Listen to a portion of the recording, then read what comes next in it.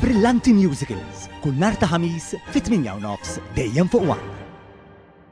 Fil-bidu ta' sena ġdida l-Partit Laburista qed ikompli jistinka u jħejji proġetti u avvenimenti li jservu ta' benefiċċju biex issir bidla pożittiva f'pajjiżna. Dwar dan id-deputat mexxej għall-affarijiet tal-Partit Laburista Daniel Mikallef qal kif fost l-avvenimenti mistennija nhar il-ħadd li ġej il-pubbliku mħeġġeġ biex jattendi għad-diskors tal-Prim Ministru mexxej tal-Partit Laburista Robert Abela fil-Grand Hotel fil-Mġar Għawdex. Propju bdejna dil-bidu ta' din is-sena l-ġdida ċertu rankatura anke wieħed jista' josserva il-kummenti u l-indirizzi tal-Prim Ministru u wara l-merħbiet sbieħ li kellna propju kemm fl-Orfejum kif ukoll fil-Fgura il-ħadd li għadda, ħadd li ġej il-Partit Laburista jkun qiegħed fil-Gżira Wxija l-ewwel darba propju matul din is-sena u għalhekk nappella il-lawxin kollha sabiex jingħaqdu propju magħna ġewwa l-Grand Hotel l-Imġar nhar il-ħadd li ġej fl-10:30 sabiex insegwu l-intervent id-diskors tal-Prim Ministru Robert Abela. Id-deputat mexxej Laburista wkoll qal kif il-qofol tal-kampanja ta' sħubija fil-Partit Laburista bl-isem ta' Renew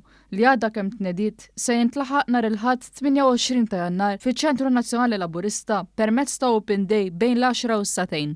Hemmhekk il-pubbliku se jkollu l-opportunità li jsegwi esebizzjoni storika unika li titratta kapitlu ġdid fl-istorja tal-Partit Laburista. Dawk li attendu se jingħataw ukoll tifkira tal-okkażjoni.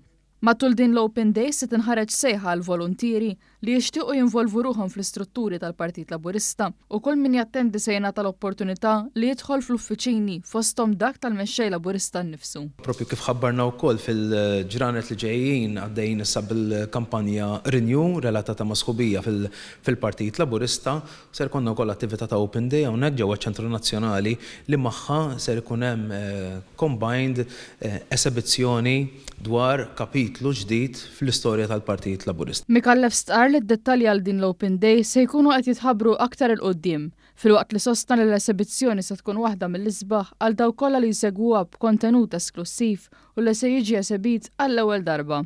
U temm iħeġġeġ lil Maltin u lil-Lawċin biex propju l-ħadd 28 ta' Jannar jingħaqdu l-koll fiċ-Ċentru Nazzjonali Laburista fil-Ħamrun.